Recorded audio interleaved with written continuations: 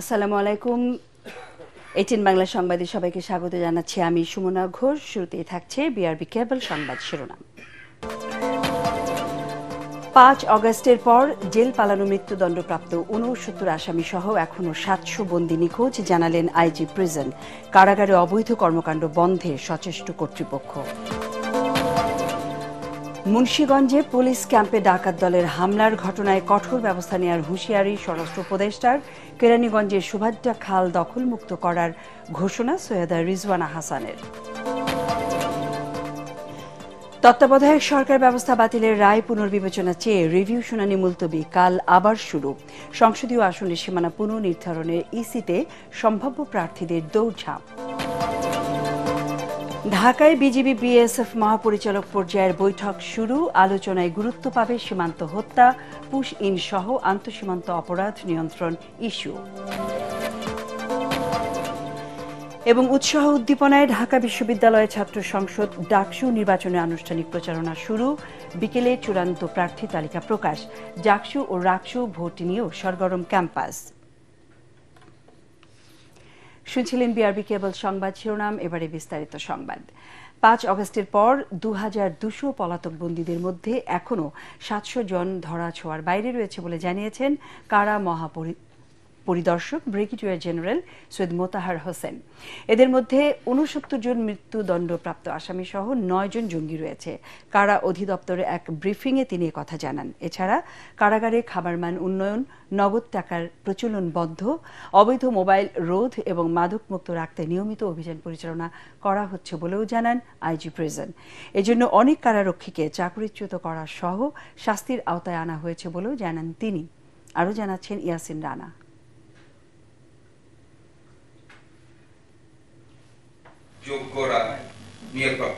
বিগত এক বছরের কার্যক্রম নিয়ে ব্রিফিংয়ের আয়োজন করে কারা অধিদপ্তর। এ সময় কারা মহাপরিদর্শক ব্রিগেডিয়ার জেনারেল সৈয়দ মোতাহের হোসেন বলেন, কারাগারে সংশোধনের বিষয়ে গুরুত্ব দিয়ে বাংলাদেশ জেলের নাম পরিবর্তন করে কারেকশন সার্ভিস বাংলাদেশ করার উদ্যোগ গ্রহণ করা হয়েছে। সরকার নীতিগতভাবে সিদ্ধান্ত নিয়েছে বাংলাদেশ জেল ডিপার্টমেন্টের নামটা পরিবর্তন করে কারেকশনাল সার্ভিস বাংলাদেশ করবে। এটা যে প্রক্রিয়া শুরু হয়েছে। জেলে খাবারের মান উন্নত করা সহ মোবাইল ও মাদক বন্ধে নিয়মিত অভিযান পরিচালনা করা হচ্ছে বলেও জানান আইজি প্রিজন। ১,০০০টা বিশেষ অভিযান পরিচালনা করছে রাতের বেলা, টু রিকভার আপনার মাদক, রিকভার স্মল মোবাইল ডিভাইসেস। আর সংখ্যাটা প্রচুর উদ্ধার হয়েছে শুরুতে, মানে ম্যাসিভ। ধীরে ধীরে কমে এসছে। ওইখান থেকে আমরা ধারণা করতে পারি যে সংখ্যাটা এখন কমে এসছে, বাট 100% মুক্ত হচ্ছে। এটা আমি আমার আসলে দাবি করাটা অন্যায় হবে এবং দাবি করছি না। আমরা কিন্তু অত্যন্ত কঠোর ছিলাম গত এক বছরে। বাধ্যতামূলক রিটায়ারমেন্ট, চাকরিচ্যুতি, বিভাগীয় ব্যবস্থা, সাময়িক বরখাস্ত, বিভাগের বাইরে বদলি সহ নানামুখী পদক্ষেপ গ্রহণ করেছি। এর পাশাপাশি আমরা সবার কাউন্সিলিং করছি সবাইকে। মোতাহের হোসেন বলেন, ৫ আগস্টের পর জেল পালানো বন্দীদের মধ্যে এখনো ৭০০ জন পলাতক রয়েছে। প্রায় ২২০০-র অধিক বন্দী পালিয়ে গিয়েছিল। তার মধ্যে বর্তমানে গ্রেফতার এবং পুনরায় কারাগারে ফেরত আসার পরে যারা বাকি আছেন এখনো ৭০০-র অধিক বন্দী এখনো পলাতক আছেন। তার মধ্যে আমরা যেটা বলছিলাম যে জঙ্গি অথবা মৃত্যুদণ্ডপ্রাপ্ত এরকম ৬৯ জন বন্দী এখনো এর মধ্যে ৭০০-র অধিকের মধ্যে যারা এখনো পলাতক আছেন। তার মধ্যে আপনাদের প্রেসাইজলি বলি জঙ্গি আছেন ৯ জন, বাকি রয়েছে বিভিন্ন মৃত্যুদণ্ড এবং যাবজ্জীবন প্রাপ্ত আসামি। কারাবন্দীদের স্বাস্থ্যসেবা নিশ্চিত করতে চায় কারা অধিদপ্তর, কিন্তু চিকিৎসকের অভাবে তা করা যাচ্ছে না। আমাদের টোটাল ১৪১ জন ডাক্তার অথরাইজ, আর আমাদের পোস্টেড আছে 2 জন মাত্র ডেপুটেশনে আছে, এবং বাকি প্রায় ১০৩ জন ডাক্তার আছেন যারা হচ্ছে আমাদের টেম্পোরারি। কারাগারের উন্নয়নে ১৫০০ কারারক্ষী নিয়োগ দেওয়া হয়েছে বলে জানান IG prison. Yasin Rana, ATN Bangla, Dhaka. মুন্সিগঞ্জের গজারিয়ায় লুট করা অস্ত্র দিয়ে পুলিশের ক্যাম্পে হামলার ঘটনায় ব্যবস্থা নেবে যৌথ বাহিনী বলে জানিয়েছেন স্বরাষ্ট্র উপদেষ্টা জাহাঙ্গীর আলম। কেরানীগঞ্জে সুভাদ্রা খাল পুনঃখনন প্রকল্পের উদ্বোধনী অনুষ্ঠানের শেষে সাংবাদিকদের প্রশ্নের জবাবে তিনি কথা বলেন। এ সময় উপদেষ্টা সৈয়দা রিজওয়ানা হাসান জানান, খালটি পুনঃখনন ও দূষণমুক্ত করার আগে দখলমুক্ত করা হবে। কেরানীগঞ্জ থেকে ফিরে রিপোর্ট করছেন মনির হোসেন তপু। মুন্সিগঞ্জের গজারিয়ায় জামালপুর গ্রামে মেঘনা নদী তীরবর্তী পুলিশের অস্থায়ী ক্যাম্পে অতর্কিত হামলার ঘটনা ঘটেছে। সোমবার সন্ধ্যায় স্থানীয় ডাকাত দল নয়ন পিয়াস গ্রুপের ৩০ থেকে ৩৫ জন এ হামলা চালায় বলে জানিয়েছে পুলিশ। প্রত্যক্ষদর্শীরা জানান প্রায় আধা ঘন্টা ধরে দুপক্ষের মধ্যে গোলাগুলি চলে। স্থানীয়দের নিরাপত্তার জন্য এ বছর ২২ আগস্ট এই অস্থায়ী ক্যাম্পটি চালু করা হয়। হামলাকারী ডাকাত দলের সদস্যদের গ্রেফতারে ব্যবস্থা নেওয়া হয়েছে বলে জানিয়েছেন স্বরাষ্ট্র উপদেষ্টা।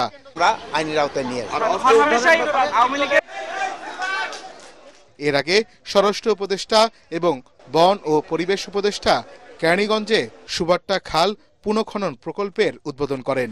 এ সময় সৈয়দ রিজওয়ানা হাসান জানান, গত সরকারের আমলে এ খাল নিয়ে ১৭৫০ কোটি টাকার প্রকল্প হাতে নেওয়া হয়।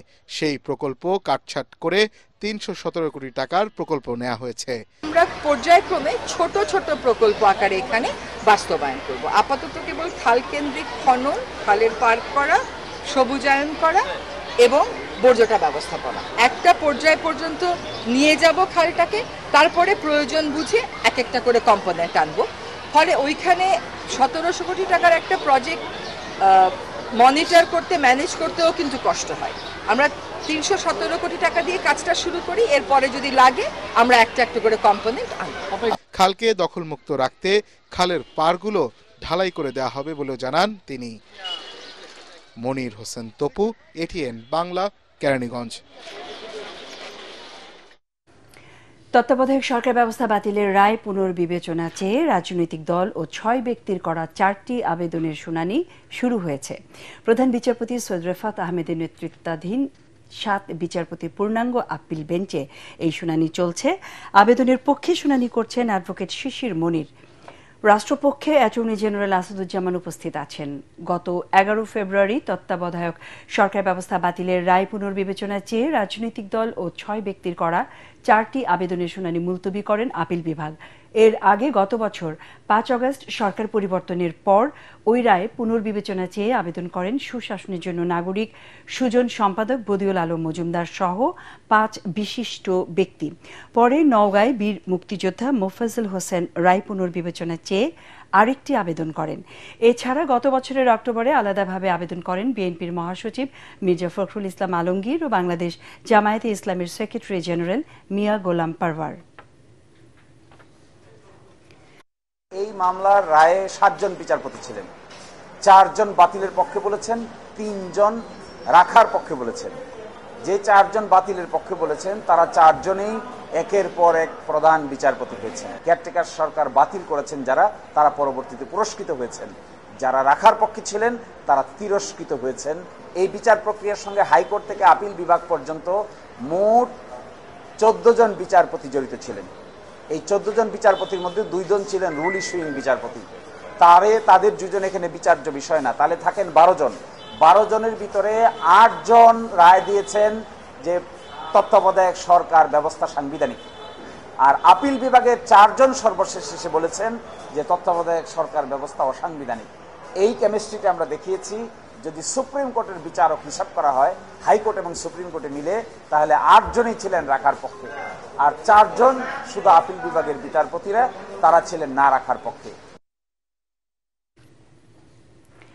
জুলাই আন্দোলনে গুলিবিদ্ধ হয়ে ঢাকা মেডিকেল কলেজ হাসপাতালে চিকিৎসাধীন আহত আন্দোলনকারীদের চিকিৎসায় বাধা দেয় আওয়ামী লীগপন্থী স্বাধীনতা চিকিৎসক পরিষদের কয়েকজন চিকিৎসক। এছাড়া ছাত্রলীগের নেতাকর্মীরাও অস্ত্রসহ হাসপাতালে ঢুকে আন্দোলনকারীদের পরিচয় জানতে চায়।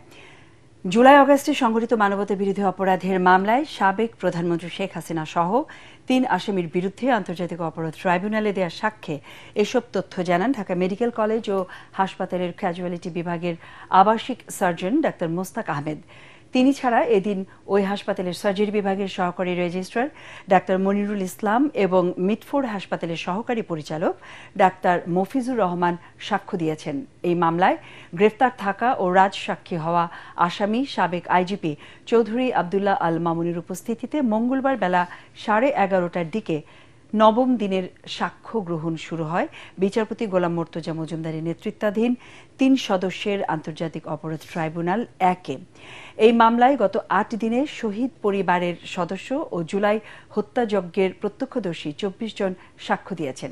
সবাই শেখ হাসিনা সহ জুলাই হত্যাযজ্ঞে জড়িতদের যথাযথ বিচার ও সর্বোচ্চ শাস্তির দাবি জানিয়েছেন আদালতে দেয়া তাদের জবানবন্দিতে। ডিরেকশনটা ছিল উপর থেকে নিচে, তার মাথায় লেগে পেছন দিয়ে বের হয়েছে, তার এইখানে লেগে পেছন দিয়ে বের হয়েছে। অর্থাৎ সাধারণ যে ডিরেকশন থাকে নিচ থেকে উপরের দিকে অথবা সমান্তরালে সোজাসুজি, সেটা নয়। এর থেকে ওনাদের ধারণা, এবং যারা জখমী তারাও বলেছেন যে এটা হেলিকপ্টার থেকে অথবা বাড়ির উঁচু ভবন থেকে গুলি করা হয়েছে। তৃতীয় দিনের মতো চলছে সংসদীয় আসনের সীমানা পুনঃনির্ধারণের আবেদনের শুনানি। প্রধান নির্বাচন কমিশনার এএম নাসির উদ্দিনের সভাপতিত্বে আজ ঢাকা, গাজীপুর, মানিকগঞ্জ, মুন্সিগঞ্জ ও নারায়ণগঞ্জের বিভিন্ন আসনের শুনানি অনুষ্ঠিত হচ্ছে। মানিকগঞ্জ ও মুন্সিগঞ্জের ৪টি আসন পুনর্বহালের দাবি জানিয়েছেন ২ জেলার প্রতিনিধিরা। শুনানিতে অংশ নিয়ে ২ আসনের পক্ষে আইনজীবীরা দাবির পক্ষে যুক্তি তুলে ধরেন। ২০০১ সাল পর্যন্ত মানিকগঞ্জ জেলায় ৪টি সংসদীয় আসন ছিল। ২০০৮ সালে মানিকগঞ্জে ১টি আসন কমিয়ে ৩টি করা হয়। এই আসন সংখ্যা বাড়িয়ে ২০০১-এর মতো ৪টি আসন করার জন্য আমরা দাবি জানিয়েছি।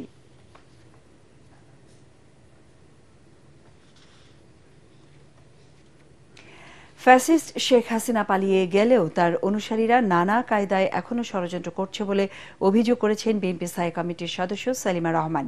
জাতীয় প্রেসক্লাবের সামনে জাতীয়তাবাদী সামাজিক সাংস্কৃতিক সংস্থা জাসাস আয়োজিত মানববন্ধনে তিনি একথা বলেন। কিছু শিল্পী পেশাজীবী নামক কালচারাল ফ্যাসিস্ট নানা অজুহাতে পতিত স্বৈরাচার শেখ হাসিনার পক্ষে মায়াকান্নার মাধ্যমে মানুষের সমর্থন আদায় করার চেষ্টা করছে বলে অভিযোগ করেন তিনি। ২৪-এর গণ অভ্যুত্থান দমনে ছাত্র জনতা হত্যাকারী শেখ হাসিনা ও তার দল যাতে আর রাজনীতিতে ফিরে আসতে না পারে এ ব্যাপারে শিল্পী পেশাজীবীদের সতর্ক থাকার আহ্বান জানান সেলিমা রহমান।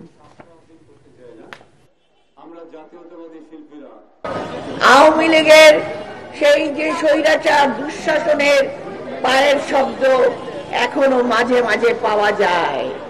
তাই আমরা দেখতে পাচ্ছি গত ১ বছর পরে আমাদের কিছু শিল্পী সমাজ সেই আবার একত্রিত হয়ে সেই স্বৈরাচারের জন্য মায়া কান্না কাঁদছে। প্রতিবাদী শিল্পী সমাজ যারা আজকে এখানে দাঁড়িয়েছে তাদেরকে বলতে চাই, আপনারা সব সময় অন্যায়ের বিরুদ্ধে সোচ্চার থাকবেন। সেই সোচ্চার হবে জনগণের জন্য, জনগণের অধিকারের জন্য। রাজনৈতিক সরকার জুলাই সনদ ও সংস্কার বিষয়ে কর্ণপাত না করলে এর মূল্য তাদের দিতে হতে পারে বলে মন্তব্য করেছেন সুজন সম্পাদক ও জাতীয় ঐক্যমত্য কমিশনের সদস্য ডক্টর বদিউল আলম মজুমদার। রাজধানীর সুইডাপ মিলনায়তনে প্রস্তাবিত জুলাই সনদ ও নাগরিক ভাবনা শীর্ষক সংলাপে তিনি এই হুঁশিয়ারি দেন। সুজন সম্পাদক আরও বলেন, জুলাই সনদের সার্থকতা নির্ভর করছে এটি বাস্তবায়নের ওপর। রাজনৈতিক দলগুলো জুলাই সনদ বাস্তবায়নের কি ভূমিকা রাখছে তা জনগণকে পর্যালোচনা করার আহ্বান জানান তিনি।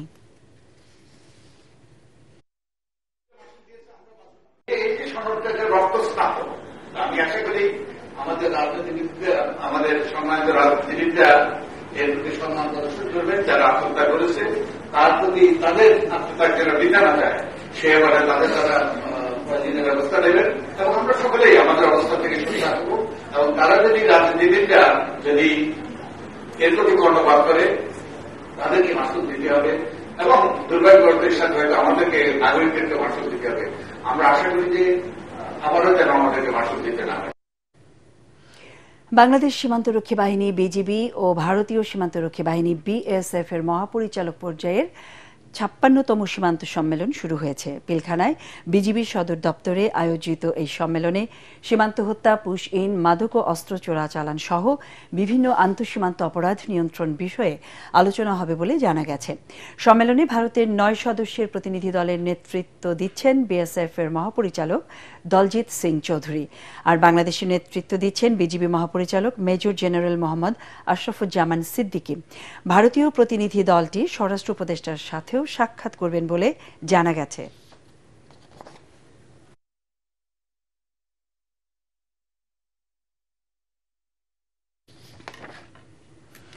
আজ থেকে শুরু হয়েছে ঢাকা বিশ্ববিদ্যালয় কেন্দ্রীয় ছাত্র সংসদ নির্বাচনের আনুষ্ঠানিক প্রচারণা। সকাল থেকে বিশ্ববিদ্যালয় ক্যাম্পাসে প্রচারণা চালাচ্ছেন প্রার্থীরা।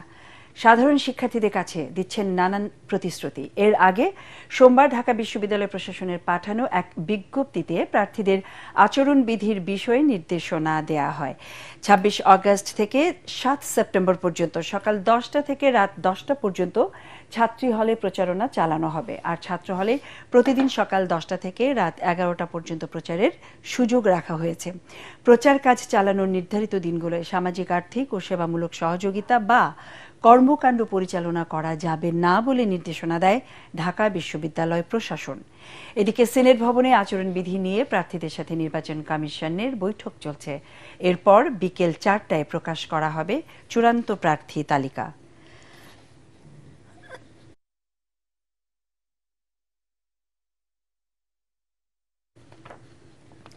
দর্শক, এই মুহূর্তে ঢাকা বিশ্ববিদ্যালয়ে রয়েছেন আমাদের সহকর্মী মাজহারুল হক মুহাজির। আমরা এখন সরাসরি তার সাথে যুক্ত হব। মুহাজির, ডাকসু নির্বাচনের প্রচারণা আজকে থেকে আনুষ্ঠানিকভাবে শুরু হলো, তো শিক্ষার্থীদের মাঝে উৎসাহটা কেমন দেখতে পাচ্ছেন আপনি?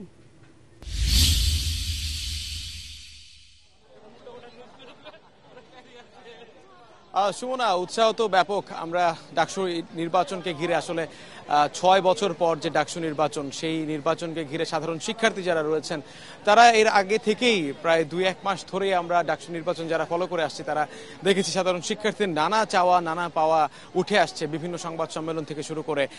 এখন যেহেতু একেবারেই সময় ঘনিয়ে এসেছে ৯ সেপ্টেম্বর ডাকসু নির্বাচন, সেই জায়গা থেকে আজ আনুষ্ঠানিকভাবে শিক্ষার্থীরা তাদের প্রতিনিধি যারা রয়েছেন বিভিন্ন প্যানেলের তারা প্রচারণা শুরু করে দিয়েছেন। আমরা এরই মধ্যে দেখেছি শিবিরের যারা রয়েছেন, শিবির সমর্থিত যারা রয়েছেন, আমার পেছনে হয়তো আপনারা দেখতে পাচ্ছেন শিবিরের একটি বিশাল ব্যানারও টানানো হয়ে গিয়েছে এরই মধ্যে, এবং তারা কিছুক্ষণ আগেই কেন্দ্রীয় মসজিদ থেকে তাদের প্রচারণার কাজ শুরু করে এবং এছাড়াও ছাত্র ইউনিয়ন থেকে শুরু করে বিএনপি সমর্থিত ছাত্র দল এবং বৈষম্য বিরোধী ছাত্র আন্দোলনের বৈষম্য বিরোধী যারা রয়েছেন ছাত্র সংসদ নামের তাদের পক্ষ থেকেও তারা আনুষ্ঠানিকভাবে তাদের প্রচারণা শুরু করে দিয়েছেন। এছাড়াও এই ক্যাম্পাসের যে অবস্থান এই মুহূর্তে আমরা দেখতে পাচ্ছি যে শিক্ষার্থীদের মধ্যে একটা ব্যাপক আগ্রহ কাজ করছে। তবে সুমন, আপনাকে আরেকটা বিষয় জানিয়ে রাখি যে সিনেট ভবনের যে বৈঠকটা হয় সেই বৈঠকে কিন্তু বেশ কিছু বিষয় আসলে ফুটে ওঠে। আচরণবিধি লঙ্ঘন নিয়ে বৈঠক হলেও সেখানে ভিপি, জিএস, এজিএস প্রার্থীরা থাকলেও তাদের কিন্তু বেশ কিছু জিজ্ঞাসা ছিল, সেই জিজ্ঞাসা কিন্তু আসলে শোনেননি নির্বাচন কমিশনার থেকে শুরু করে যারা দায়িত্বে রয়েছেন তারা কিন্তু শিক্ষার্থীদের তরফ থেকে কোনো প্রশ্ন কোনো জিজ্ঞাসা শোনেননি। বিশেষ করে পরীক্ষার সময় এই ডাকসু নির্বাচন হওয়ায় তারা একটা দাবি তুলেছিলেন যে এই পরীক্ষাটাকে আসলে রিশিডিউল করা যায় কিনা, যে ডাকসু নির্বাচনের পরবর্তীতে ৩-৪টা দিন একটু গ্যাপ দিয়ে তার পরবর্তীতে পরীক্ষা নেয়া, এবং ভোট কেন্দ্র নিয়েও কিন্তু কথা হয়েছে যে এই প্রায় 40 থেকে 42টা খুব সম্ভবত প্রার্থীর পদ রয়েছে, সেগুলো ভোট দেওয়ার একটা সময়ের বিষয় থাকে। 8টা কেন্দ্র, এতগুলো ভোটার, সেই ভোট আসলে এই এত অল্প সংখ্যক কেন্দ্র দিয়ে হয় কিনা সেটাতে কিন্তু শিক্ষার্থীরা একটা দাবি জানিয়েছেন যে না, ভোট কেন্দ্র বাড়াতে হবে। এবং বেশ কিছু বিষয় নিয়ে কিন্তু এখনো কিছু জটিলতা রয়েছে, শিক্ষার্থীদের নানা দাবি দেওয়া রয়েছে। আমরা আজকের সিনেট ভবনের মিটিংয়ে ছিলাম, সেখানে দেখেছি শিক্ষার্থীরা বেশ কিছু বিষয় কিন্তু তুলে ধরছেন।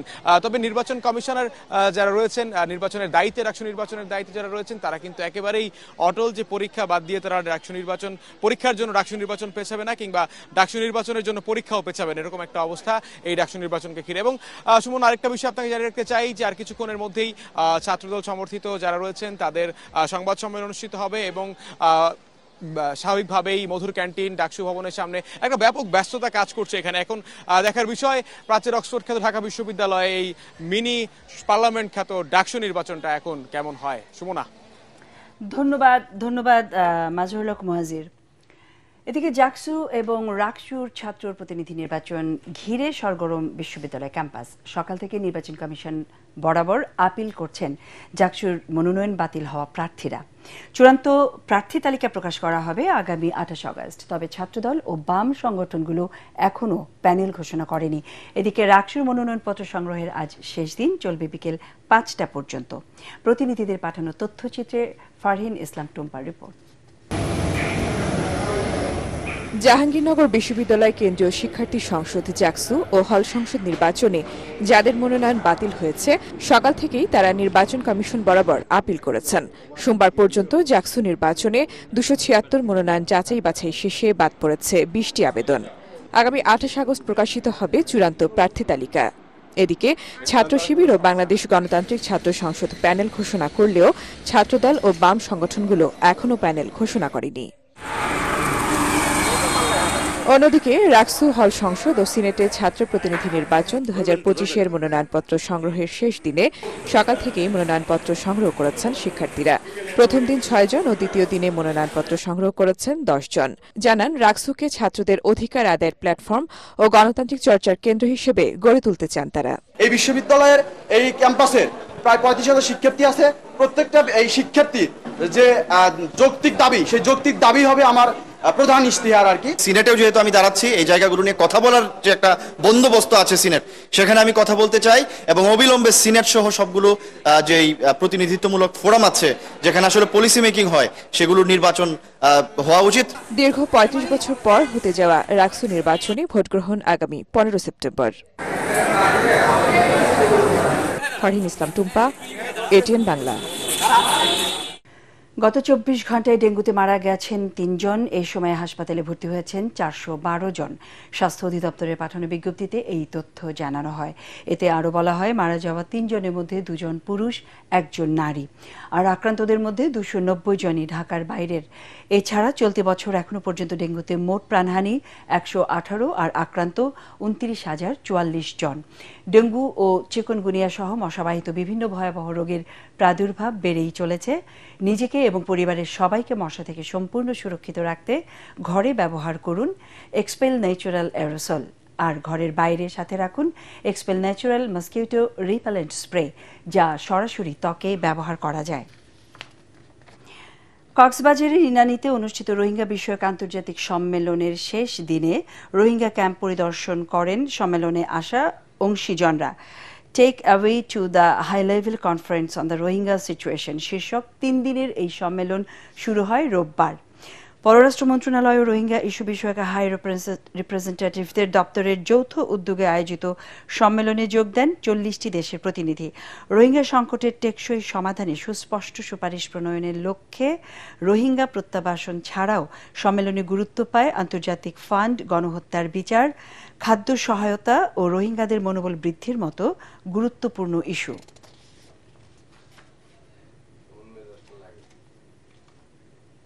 পাথর লুটপাটের ঘটনা তদন্তে মন্ত্রিপরিষদ বিভাগের সমন্বয় ও সংস্কার শাখার সচিব জাহেদা পারভিনের নেতৃত্বে 5 সদস্যের তদন্ত কমিটি সিলেটে লুট হওয়া সাদা পাথর এলাকা পরিদর্শনে গেছেন। গত 20 আগস্ট মন্ত্রিপরিষদ বিভাগ এই তদন্ত কমিটি গঠন করে। কমিটিকে 10 কর্মদিবসের মধ্যে ঘটনার সঙ্গে জড়িতদের শনাক্ত করে প্রতিবেদন জমা দিতে নির্দেশ দেওয়া হয়। তারই অংশ হিসেবে আজ সিলেটে গেছে এই তদন্ত দলটি। সেখানে ভোলাগঞ্জ সহ বিভিন্ন পয়েন্ট ঘুরে দেখছেন তারা।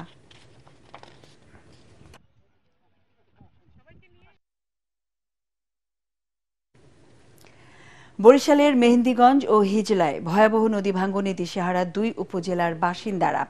মেঘনা সহ অন্যান্য নদীর করাল গ্রাসে গত 1 সপ্তাহে আশ্রয়হীন হয়ে পড়েছে 20,000 মানুষ। জেলার ভাঙন রোধে 26টি পয়েন্ট চিহ্নিত করে ব্যবস্থা নেওয়া হচ্ছে বলে জানিয়েছেন পানি উন্নয়ন বোর্ড। জেলার 38টি নদীর সবকটি খরস্রোতা হওয়ায় বর্ষা মৌসুমে ভাঙন রোধে হিমশিম খেতে হচ্ছে তাদের। আমাদের বরিশাল প্রতিনিধি হুমায়ুন কবিরের রিপোর্ট, জানাচ্ছেন মিজান শাহজাহান। মেহেন্দিগঞ্জের এই বহুতল বিশিষ্ট সাদেকপুর মাধ্যমিক বিদ্যালয়টি যে কোনো সময়ে নদীগর্ভে বিলীন হয়ে যেতে পারে। এরই মধ্যে হারিয়ে গেছে অসংখ্য স্থাপনা ও বসতবাড়ি। বর্ষার শুরুতে মেঘনা, গজারিয়া, কালাবদর সহ বিভিন্ন নদীর ভাঙন ভয়াবহ আকার ধারণ করায় আতঙ্কে আছেন উপকূলীয় এলাকার বাসিন্দারা। 2 উপজেলার সব ইউনিয়নেই নদী ভাঙনের শিকার হলেও বেশি ঝুঁকিতে 40 গ্রামের বাসিন্দারা। ক্ষতিগ্রস্ত তো দেখানি, 3-4 গ্রাম তো গেলই গিয়া। এখন আমাকেও থাকতে বহু কষ্ট। কেউ বাগানে আছে, কেউ রাস্তার পারে আছে, খুব কষ্টে আছে আর কি। বিশেষ করে অঞ্চলে যদি একটু পাথর দিয়ে নদীটা বাঁধ আর একটা বেরি বাঁধ হইতো, এই অঞ্চলের মানুষগুলা এই অসহায় হাত থেকে বাঁচত। তাৎক্ষণিক ব্যবস্থাপনা প্রয়োজন। অনেক স্কুল কলেজ, অনেক স্থাপনা, অনেক সাইক্লোন সেন্টার, অনেক মন্দির মসজিদ ভেঙে যাচ্ছে, নদীতে চলে যাচ্ছে। মেঘনা নদীর ভাঙন থেকে রক্ষায় ৩৮৬ কোটি টাকা ব্যয়ে বাঁধ দেওয়া হয়েছে মেহেন্দিগঞ্জ উপজেলার উলানিয়ায়। পানির স্রোতে ফাটল ধরেছে সেই বাঁধে। সাদিকপুর থেকে উলানিয়া পর্যন্ত আমাদের ৯ কিলো এটা স্থায়ী ব্লক ফেলার জন্য প্রস্তাব দেওয়া আছে। অতি দ্রুত কাজ শুরু হয় তাহলে আমাদের মেহেন্দিগঞ্জের ৫টি ইউনিয়ন নদীগর্ভে বিলীন থেকে রক্ষা হবে। এদিকে কীর্তনখোলা নদীর ভাঙনে বরিশাল সদর উপজেলার লামচুরিতে হুমকির মুখে পড়েছে দার্শনিক আরজালি মাতব্বরের বাড়ি ও লাইব্রেরি। বরিশাল পানি উন্নয়ন বোর্ডের কর্মকর্তারা ভাঙনের ভয়াবহতা স্বীকার করে বলেন, মেহেন্দিগঞ্জ হিজলায় ১১.৫ কিলোমিটার দৈর্ঘ্যের ২টি প্রকল্প হাতে নেওয়া হয়েছে। সরকার ইতিমধ্যে ওখানে নদীতে প্রায় ৯ কোটি টাকা খরচ করেছে একটি স্কুলকে রক্ষার জন্য। অধিক ঝুঁকিপূর্ণ প্রায় ২৬টি স্থানে আমরা ইতিমধ্যে প্রাক প্রতিরক্ষা এবং জরুরি কাজ হাতে নিয়েছি। এদিকে স্থায়ী ব্যবস্থা নেওয়ার দাবি জানিয়েছেন এলাকাবাসী।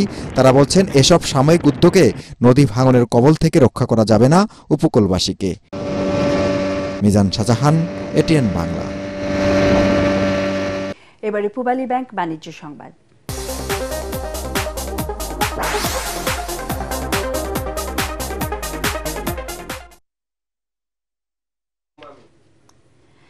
বাজার স্থিতিশীল রাখতে দীর্ঘ ৪ মাস পর বেনাপোল স্থলবন্দর দিয়ে ভারত থেকে চাল আমদানি শুরু হয়েছে। গত ৪ দিনে বাংলাদেশে পৌঁছেছে ৫২৫ মেট্রিক টন চাল। এর মধ্যে ২১ আগস্ট ৯টি ট্রাকে ৩১৫ মেট্রিক টন ও ২৪ আগস্টে ৬টি ট্রাকে ২১০ মেট্রিক টন চাল আসে।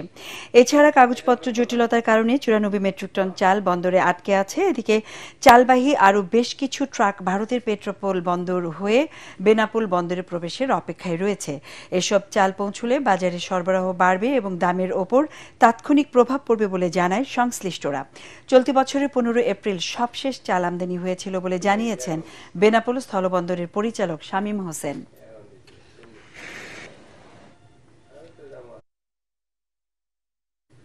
এবারে আল আরাফা ইসলামী ব্যাংক অর্থ সংবাদ।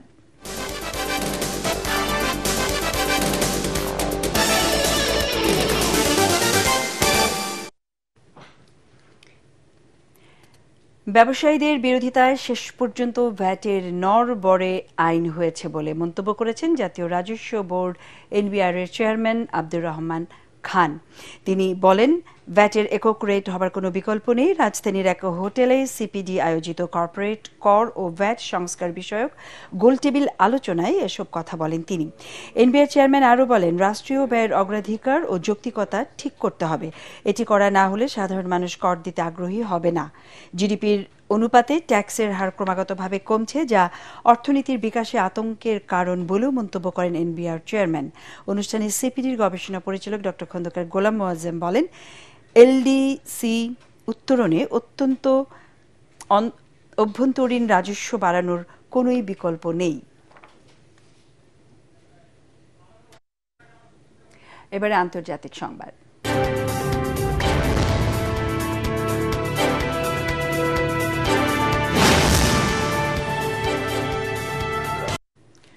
তিন সপ্তাহের মধ্যে গাজা যুদ্ধের চূড়ান্ত সমাপ্তির ঘোষণা দিয়েছেন মার্কিন প্রেসিডেন্ট ডোনাল্ড ট্রাম্প। হোয়াইট হাউসের সংবাদ সম্মেলনে ট্রাম্প আরও জানান, গাজার নাসার হাসপাতালে বোমায় রয়টার্স, এপি, আল জাজিরা সহ ৫ সাংবাদিক সহ ২০ জনকে হত্যার ঘটনায় ইসরায়েলের ওপর খুশি নন তিনি। এ বিষয়ে সাংবাদিকদের প্রশ্নের জবাবে নিজের অসন্তুষ্টি জানিয়ে ট্রাম্প বলেন, তিনি এমন ঘটনা আর দেখতে চান না। এ সময় ট্রাম্প দাবি করেন, তিনি মনে করেন আগামী ২ থেকে ৩ সপ্তাহের মধ্যে গাজা যুদ্ধ পুরোপুরি শেষ হবে। যদিও এর আগে ট্রাম্প গাজা যুদ্ধ শেষের প্রতিশ্রুতি দিলেও তা বাস্তবায়িত হয়নি, বরং ইসরায়েলকে বিলিয়ন বিলিয়ন ডলারের অস্ত্র সরবরাহ করেছে আমেরিকা। এদিকে গত ২৪ ঘন্টায় ইসরায়েলের হামলায় গাজায় নতুন করে প্রাণ গেছে কমপক্ষে ৮৬ জনের, আহত প্রায় ৫০০ জন। এবারে খেলার খবর।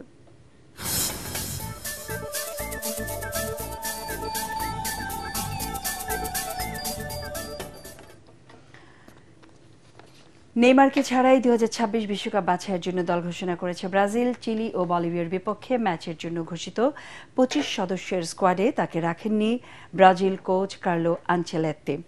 নেইমারের ফেরা প্রায় নিশ্চিত ছিল, কিন্তু দল ঘোষণার ঠিক আগের দিন ইনজুরিতে পড়েন এই তারকা। নেইমার ব্রাজিলের জার্সিতে শেষবার মাঠে নেমেছিলেন 2023 সালের অক্টোবরে। সে সময় হাঁটুর লিগামেন্টে গুরুতর চোট পান তিনি। স্কোয়াডে রয়েছে তারুণ্য ও অভিজ্ঞতার মিশেল, জায়গা পেয়েছেন আলিসন, ক্যাজিমিরো, মার্কুইজনরা। এছাড়া চেলসির কিশোর প্রতিভা এস্তেভাও এবং লুকাস পাকুয়েতাকেও ডেকেছেন আনচেলত্তি।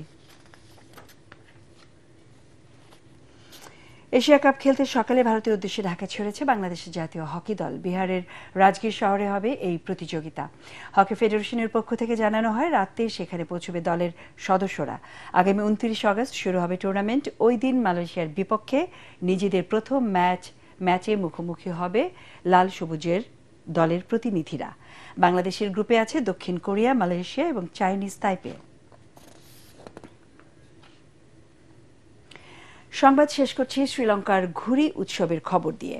দেশটির রাজধানী কলম্বোতে অনুষ্ঠিত হল আন্তর্জাতিক ঘুড়ি উৎসব। দৃষ্টিনন্দন আর নানা আকৃতির বাহারি সব ঘুড়ি এই উৎসবকে রঙিন করে তোলে।